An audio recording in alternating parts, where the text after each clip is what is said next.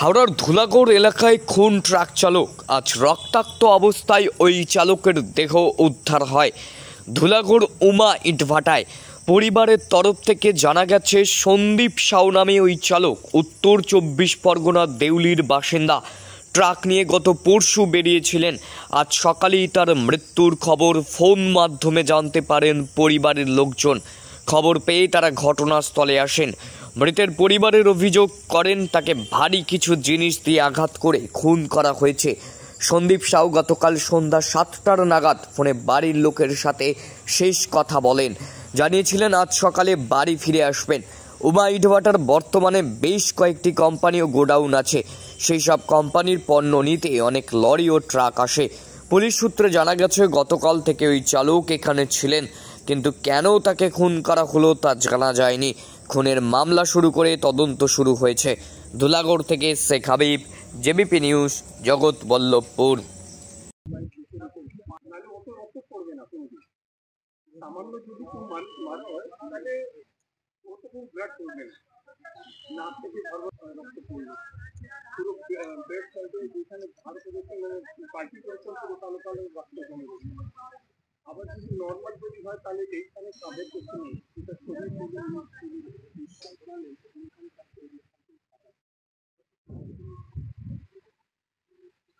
Post-mortem করার জন্য উনি এসে আসল বাড়ি এসে বেড়াতে পারে, বাট আমার ছেলে যেহেতু পড়াশোনা করে ওই ছেলেটাকে নিয়ে তখন করা এমনি শুধু ড্রাইভিং করা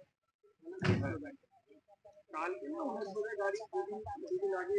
আপনি কি গাড়ি চালান? হ্যাঁ স্যার। এখানে তো গাড়ি লোডিং আনলোডিং করতে হয় তো? হ্যাঁ রাতে থাকতে হয়। হ্যাঁ। তো আমরা কিরকম ভাবে সেফটি থাকবো বলো? এই যে নিজেদের কোম্পানির মতোই এরকম হচ্ছে যে দেখো না, রক্তই রক্ত দেখো। এই যে ঘটনা কি ও হ্যাঁ, ভয় লাগবে না? আমরা বাইরে আরো কিরকম ভাবে আতঙ্কিত হয়ে যাচ্ছিল এটা।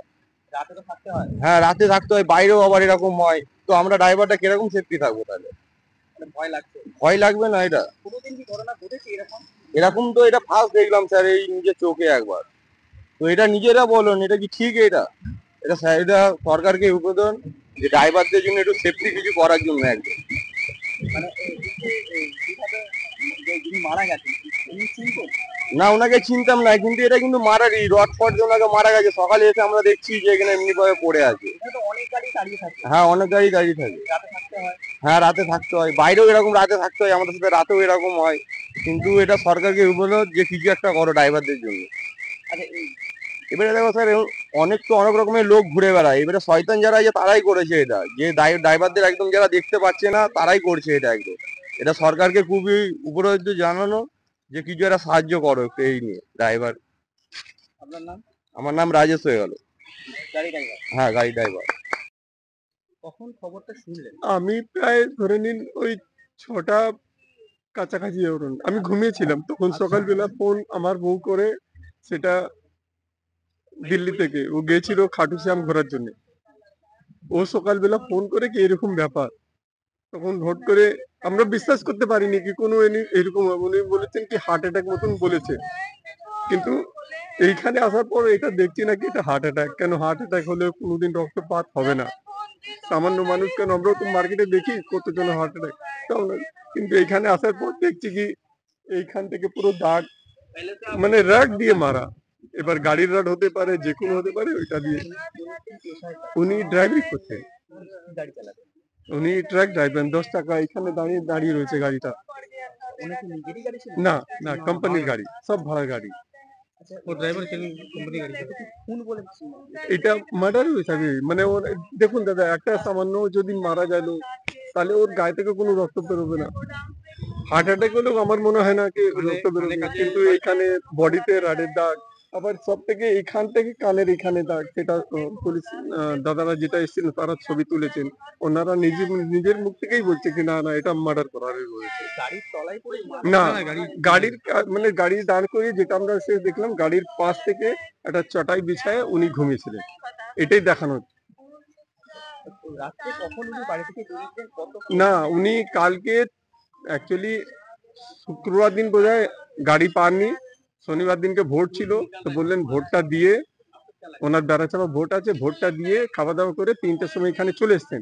তারপর এখানে যাই হোক কিছু হয়েছে কিংবা খাবার দাবার যেভাবে হোক। আবার এখানকার যে 3-4টে ড্রাইভার ছিল তারা বললো কি কালকে রাত্রির 10টার সময় ওরা খাওয়া দাওয়া একসঙ্গে করেছে।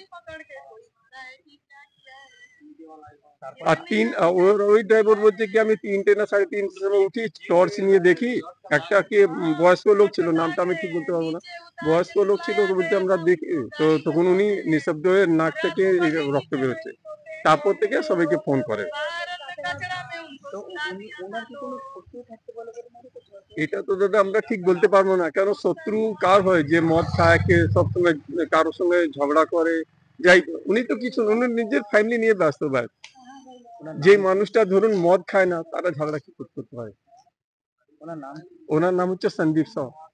আমি হ্যাঁ, বাড়ি হচ্ছে ওনার বেড়াচাপা, বাট উনি ফ্যামিলি নিয়ে যেহেতু ওনার ছেলেটা ইঞ্জিনিয়ারিং পড়ছে দক্ষিণ পাড়া, বারাসাত দক্ষিণ পাড়া উনি থাকেন। ওইখান থেকে যখন এখান থেকে টাইম পান তাহলে বাড়ি যান, খাওয়া দাওয়া করে চলে আসেন, নাহলে এখান থেকে গাড়ি নিয়ে বেরিয়ে যান। ওনার অ্যাপ্রক্স ধরে নিন 48 কাছাকাছি। হ্যাঁ, মেম্বার হচ্ছেন ওনারা 4 জন, হাজবেন্ড ওয়াইফ, 2টে বাচ্চা, একটা মেয়ে একটা ছেলে। হ্যাঁ, আর দাদা সব থেকে দুঃখের কথা এবার ওনার ফ্যামিলিটাকে কে দেখবে। ওনার যে ছেলেটা ছিল ইঞ্জিনিয়ারিং পড়ার জন্য যে নতুন তৈরি করলো, এবার ওনাকে কে দেখবে, কে পড়াবে, পুরো লাইফটাই তো স্পল হয়ে গেল। হ্যাঁ, এই বাস এটাই কাজ, আর কোনো কাজ ছিল না ওনার। এইখান থেকে যেখানে কোম্পানি ওনাকে পাঠাতো সেখানে যেতে। এটা ওনার মিসেস অনুযায়ী 7:30 থেকে 7:45 নাগাদ রাত্রে কথা হয়, ওটাই লাস্ট। উনি বলেছেন কি আগামীকাল মানে আজকের দিন 7টার সময় তুমি টিফিন তৈরি করে রাখবে, আমি আসবো, খেয়ে দিয়ে আবার 10টা নাগাদ 1-2 ঘন্টা রেস্ট করে আমি বেরিয়ে চলে আসবো। ওনারা তো সব কিছু দেখেছেন।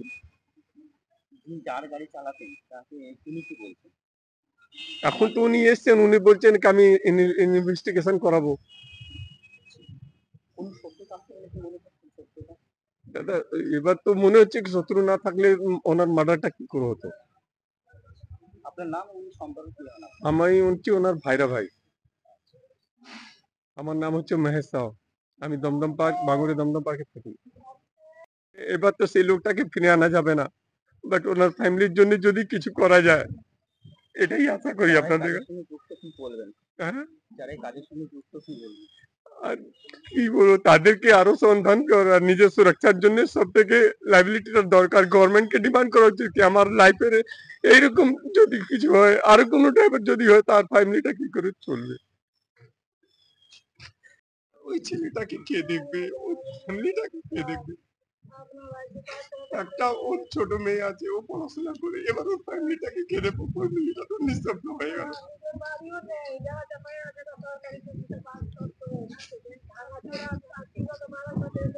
ও জীবনে কোনোদিন মদ খায়নি, গাঁজা খায়নি, এমন কিছু নেই, এমন কারোর সঙ্গে কোনো কথাবার্তা সিধা সাধা মানতো, শুধু নিজের ফ্যামিলি নিয়ে থাকতো।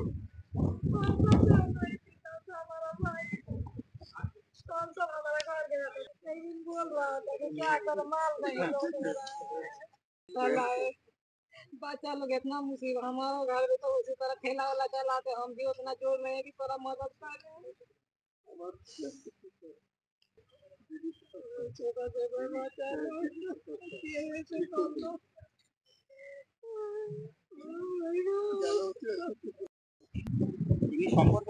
না,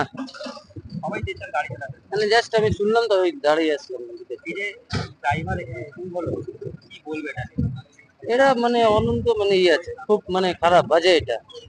মানে কে করেছে ওটা ধরা পড়ার একদম নিহাতি দরকার। হ্যাঁ, ভয়টা অনেকটা মানে বেড়ে গেল তো এখন, অনেকটা ভয় হয়ে গেল। যেরকম ধরো আমাদের সকাল সকাল ধরে লোডিং এখানে থাকে, এখানে আমাদের পতঞ্জলি আছে, আর কেবিল আছে, এগুলো তো আমাদের গাড়ি লোড করি, কিন্তু লোড করি আমাদের যেরকম প্রোগ্রাম দিয়ে দিলে একদিন আগে, রাত্রিবেলা এসে আমরা থাকি। এবার তো রাত্রিবেলা এসে থাকতে পারবো না। হ্যাঁ, এখানে পার্কিং লাগিয়ে দিয়ে গাড়ি চলে যায়। কোনোদিন আজ পর্যন্ত ঘটেনি, এতদিন তো হলো, আজ পর্যন্ত দেখিনি আমরা, এই প্রথম দেখেছি। 100% তদন্ত চাই। শ্রাবণ ঝা, আমি গাড়ি চালক। वो हम लोग सुबह में आके हमको ड्राइवर लोग को फोन किया यहाँ संपर्क कि ऐसा ऐसा बात हो गया, डेट कर गया है। आकर के हम लोग देख रहे हैं तो वो जो कि चद्दर के वो है गया है, मुंह से या कान से ब्लड निकला। फिर उसके बाद में पुलिस आया, आने के बाद पुलिस हटा के देखता है तो माथा पे, यहाँ पर माथा पे चोट था या कान के बगल पे चोट था और पीठ पर चोट था, रड से मारा गया था। মার্ডার এটা এরা যারা পাশাপাশি তার ড্রাইভার আছে ওরাই তো করতে পারে, যারা এখানে ড্রাইভার আছে সাথেই ছিল ওরাই করতে পারে। হ্যাঁ সামনে, এই সামনে এইখানে যারাই পাতা ছিল ওর পরে ঘুমিয়েছিল, আর তারপর দেখছে কি মাথায় এখানে এরকম করে পড়ে আছে। পুলিশ এসে দেখলো তো এখানে মাথায় চোট লাগা আছে, এই কানে চোটও লাগা আছে, এই পিঠে চোট লাগা ছিল। রড দিয়ে, রড দিয়ে মানে হয়েছে মারা হয়েছে, লোহা রড। হ্যাঁ পুলিশ তো ইনকোয়ারি করছে, চারদিকে যাচ পড়তাল করছে, এবার ওরা কি করে আমরা তো বলতে পারবো না, কেন কি ছেলে তো সিধা সাদা, কোনো মদ ফদ কিছু খাওয়া ছিল না, ও শুধু হয়নি খেত আর কিছু নেই, সাহেবের সাথে মিলে মিশে কাজ করতো।